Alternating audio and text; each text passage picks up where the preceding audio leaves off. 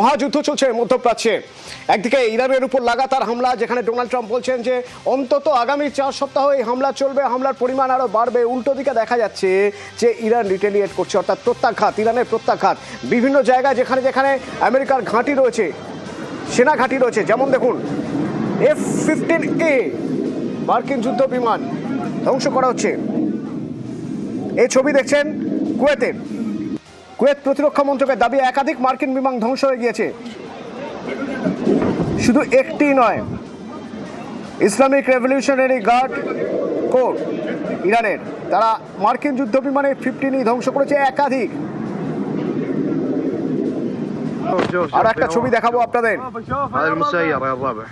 شوف انزلوا هذول. بوليس يس 1 minute 1 minute. لا شبه الدبه 1 minute 1 minute. পাইলটরা eject করে কোনো মতে শেষ পর্যন্ত রক্ষা পেয়েছেন, বাঁচতে পেরেছেন। সৌদি আরব, এবার একবার সৌদি আরবের ছবি দেখব।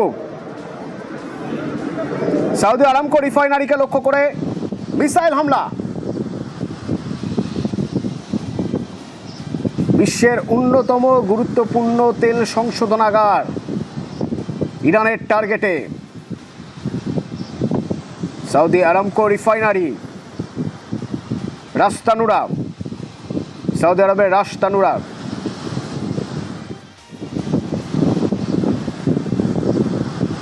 দুবাইতে যারা রয়েছেন কিভাবে রয়েছেন, ভারতীয়রা যারা যেখানে রয়েছেন,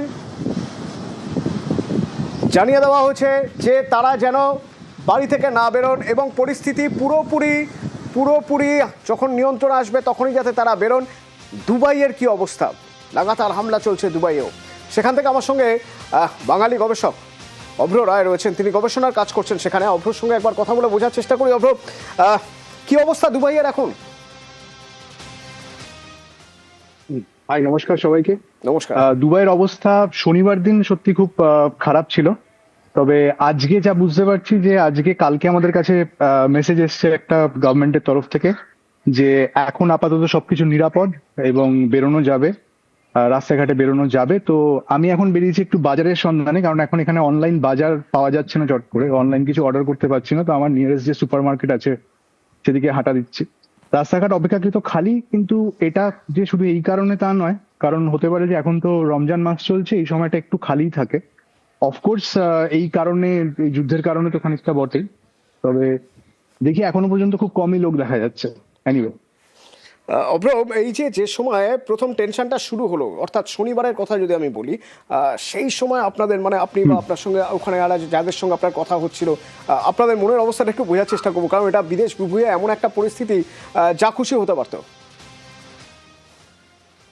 হ্যাঁ, মানে শুরুর দিকে মানে দেখুন, আমরা যখনই এখানে ইউএইতে এসেছি সবাই, আমরা এই একটা ধারণা নিয়ে এসেছি যে আমরা একটা বিশ্বের সব থেকে সেফ একটা জায়গায় এসেছি, এবং which is true, absolutely true. মানে এখানে পৃথিবীর মানে যে কোনো প্রাণী, যে কোনো মানুষ নিজের বাড়ি বলে মনে করতে পারেন, এবং এখানে কোনো সেফটি নিয়ে কোনো ইস্যু নেই। এবং যেহেতু রাজনৈতিকভাবে এবং জিওপলিটিক্যালিও ইউএই খুব একটা সেফ জায়গায় আছে, সেই কারণে এখানে আশেপাশে তাদের অ্যাডভার্সারি, শত্রু বলতে বা বিরোধী বলতে তেমন কেউ নেই, এক্সেপ্ট ফর ইরান, যেটা কিনা আমরা দেখতে পাচ্ছি।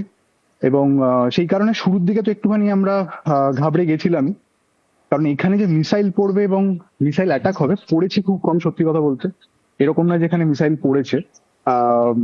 মানে আমার গভর্নমেন্টের নিউজ অনুযায়ী এখানে 200-র বেশি ব্যালিস্টিক মিসাইলস, স্কাড মিসাইলস এবং 500-র বেশি ড্রোন এখানে লঞ্চ করা হয়েছে। তার মধ্যে অধিকাংশই তারা আটকে দিতে পেরেছে, কিন্তু মানে হয়তো খুচরো খাচরা 3-4টে এদিক ওদিক পড়েছে। ম্যাক্সিমাম এখানে যে ড্যামেজটা হয়েছে সেটা হচ্ছে ডেব্রি থেকে, মানে যে ভগ্নাংশ ওপর থেকে এসে পড়েছে, সেইখান থেকেই মেন ড্যামেজটা হয়েছে। তো শুরুর দিকে একটু ভয় তো পেয়েছিলামই, কিন্তু তারপর খানিকটা সয়েই গেছে। এবং এদের এয়ার ডিফেন্স এত স্ট্রং, এবং মানে আমরা কয়েকদিন ধরে যা দেখছি, এত স্ট্রং এয়ার ডিফেন্স এখানকার, যে যে আকাশেই আর জিনিসপত্র উড়িয়ে দিচ্ছে, 100 কিলোমিটার উঁচুতে উড়িয়ে দিচ্ছে। থার্ড বলে একটা সিস্টেম আছে, থার্মাল টার্মিনাল হিট সেন্স করে। তো এখন আপাতত ঠিক আছে। আজকেও আমরা ওয়ার্ক ফ্রম হোমেই আছি। তো কালকে অবধি আমাদের অফিস বন্ধ আছে, কারণ আমাদের ইন্ডাস্ট্রিয়াল এরিয়ায় অফিস, ওখানে টার্গেট করা হচ্ছে বলে। বাট এই মুহূর্তে তেমন কিছু বুঝতে পারছি না। লোকে ডেলিভারিও করছে, রাস্তায় ঘুরে বেড়াচ্ছে কিছু লোকজন। সরকার থেকে কোনো রকম কোনো নির্দেশিকা, কোনো অ্যাডভাইজারি আপনাদের জন্য বা আপনাদের সঙ্গে যোগাযোগ করা হচ্ছে, আপনারা কেমন আছেন, যারা বিদেশ থেকে গেছেন বা ধরুন ভারত থেকে গিয়েছেন তাদের জন্য?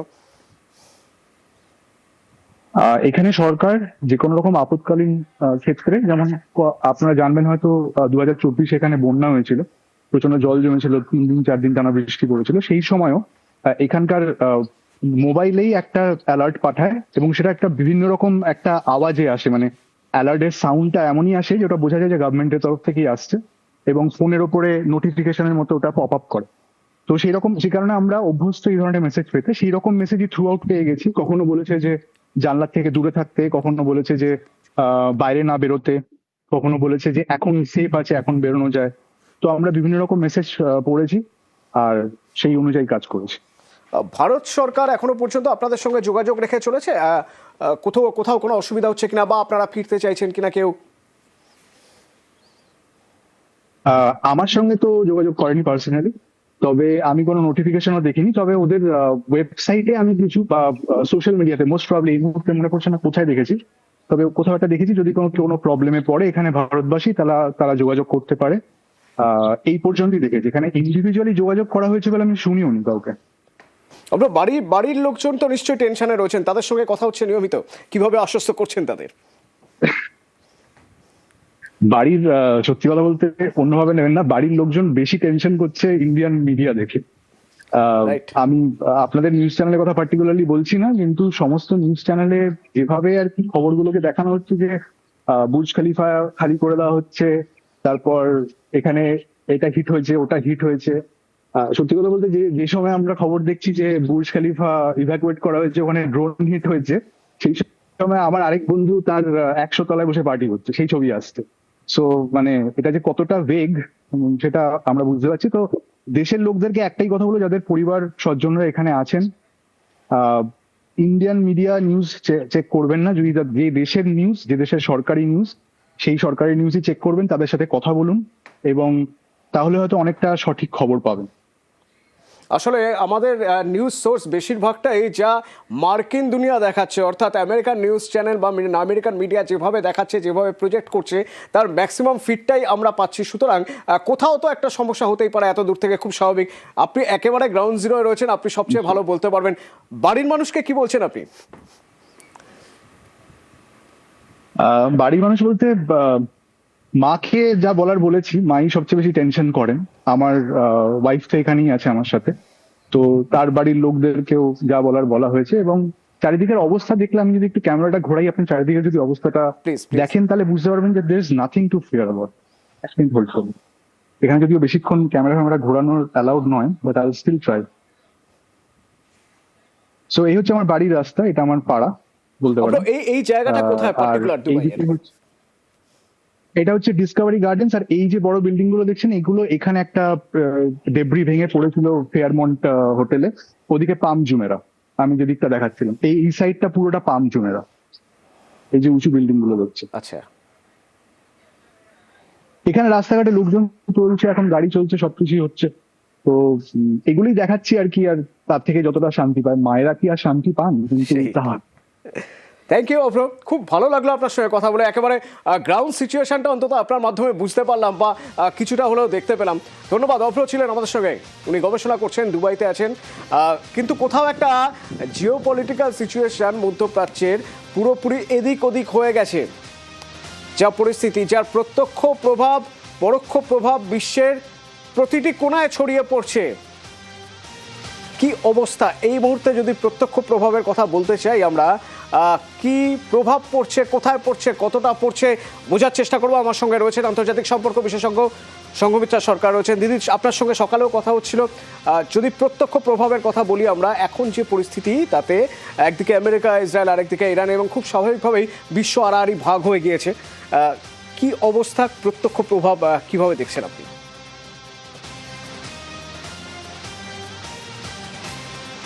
প্রত্যক্ষ প্রভাব, প্রথম যে বিষয়টা আমার মনে আসছে সেটা হলো, যেহেতু পশ্চিম এশিয়ার এই অঞ্চলগুলো আন্তর্জাতিক যাতায়াতের একটা প্রধান হাব, ফলে প্রচুর মানুষ মধ্যপথে আটকে রয়েছে, অনেকে ঢুকতে পারছে না, অনেক জায়গায় এয়ার স্পেসগুলো বন্ধ আছে। ফলে একটা অসম্ভব কি বলবো অরাজকতা যাতায়াত ব্যবস্থার মধ্যে হয়েছে এবং অনিশ্চিত তার সুরক্ষার জন্য এবং কবে গিয়ে পৌঁছাবে এবং তার পরবর্তী কাজগুলো কিভাবে হবে। বেশ কিছু দেশ সেই সম্পর্কে কিছু নির্দেশিকা জারি করেছে, কিন্তু সব দেশ কিন্তু এখনো সেভাবে করেনি। ফলে এই মুহূর্তে যারা রয়েছেন রাস্তায় তারা অত্যন্ত সমস্যার মধ্যে রয়েছেন। সংগীতা প্লিজ আমার সঙ্গে দিদি একটু থাকবেন সঙ্গে। অভ্র আমার সঙ্গে ছিলেন, অভ্র গবেষণার কাজ করছেন দুবাইতে, তো অভ্রর সঙ্গে এখনো কিছু কথা বাকি রয়ে গেছে। অভ্র বোধহয় আমাকে কিছু বলতে চাইছিলেন, তখন জাস্ট লাইনটা কাট হয়ে গেল। অভ্র আপনি কিছু বলতে চাইছিলেন, কোনো বার্তা, কোনো মেসেজ? আমি শুধু একটাই বার্তা দিতে চাই দেশের মানুষ হোক বিশ্বের মানুষের জন্য, যে এইখানে গ্রাউন্ড লেভেলের কথা যেটা আপনি বললেন, এইখানে গ্রাউন্ড লেভেলে পুলিশ এবং ডেলিভারির লোকেরা যারা ডেলিভারি দিচ্ছেন এবং যারা ফার্স্ট রেসপন্ডার যারা আছেন, ফায়ার ব্রিগেডের যেসব লোকেরা, তারা যে এরকম এফিসিয়েন্সিতে কাজ করছেন, আমি এরকম এফিসিয়েন্সি আমাদের দেশেও দেখি। এবং এদের জন্য আমি একটা স্পেশাল মেনশন করতে চাই যে বিভিন্ন দেশ থেকে এখানে এসছেন। দেখুন এখানকার নিজেদের লোক 10%, বাকি সব বিভিন্ন দেশ থেকে এসছে। তারা আসার পরে জাতি, ধর্ম, দেশ সবকিছু ভুলে যেভাবে তারা একে অপরের জন্য ঝাঁপিয়ে পড়ছেন এবং তারা যেভাবে গ্রাউন্ড লেভেলে কাজ করছেন, সেটা আমার মনে হয় একটা স্পেশাল মেনশন দরকার। এই স্পিরিটটার জন্যই দুবাই এই দুবাইয়ের তেলের টাকা এত বেশি নেই বাকিদের মতো, বাট এই স্পিরিটটার জন্যই দুবাই বা ইউএই তাদের মতো। রাইট, থ্যাংক ইউ অভ্র। সঙ্গমিত্রাদি যে আছেন আমার সঙ্গে, সঙ্গমিত্রাদি দুবাই থেকে অভ্র আমাদের বলছিলেন যে একটা স্পিরিট কাজ করে, বিভিন্ন দেশের মানুষ দুবাইতে রয়েছে, একটা স্পিরিট কাজ করছে, তার জন্যই হয়তো তারা ভালো আছেন, হাতে হাত রেখে রয়েছেন, বেঁধে আছেন, যাতে কোনো রকম এই সংঘাত কোনো রকম তাদের উপর আঁচ পড়তে না পারে। কিন্তু আঁচ তো পড়ছে। দিদি যদি ভারতের কথা বলি, ভারতের উপর কতটা প্রভাব, কিভাবে প্রভাব পড়ছে?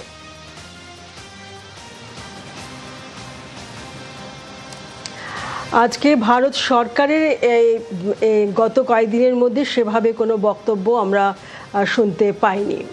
আজকে কানাডার রাষ্ট্রপ্রধানের সঙ্গে আমাদের প্রধানমন্ত্রীর যৌথ যে বিবৃতি যখন চলছিল, সেই সম্পর্কে সরাসরি না হলেও আমরা একটি মন্তব্য পাই, যে মন্তব্য থেকে আমরা বুঝতে পারি যে খোমেনির হত্যার ক্ষেত্রে সরাসরি বক্তব্য সরকার রাখেনি আমাদের সরকার, কিন্তু উভয় পক্ষকে তারা সংযত যাতে হয় এবং তারা যাতে কথাবার্তা বা আলাপচারিতা থ্রু ডায়ালগ একটা সিদ্ধান্তে এসে পৌঁছক, সেটা আমাদের কাছে অত্যন্ত কাম্য। যদিও প্রচুর দেশের মানুষ, সাধারণ মানুষ মনে করে যে 1945 উত্তর যে আন্তর্জাতিক ব্যবস্থার সার্বভৌমত্বের ধারণাকে ভিত্তি করে রাষ্ট্রগুলোর পরিচিতি, সেই অধিকার খর্ব করা হলো, সেই অধিকারের প্রতি আঘাত আনা হলো যেভাবে খোমেনিকে হত্যা করা হয়েছে।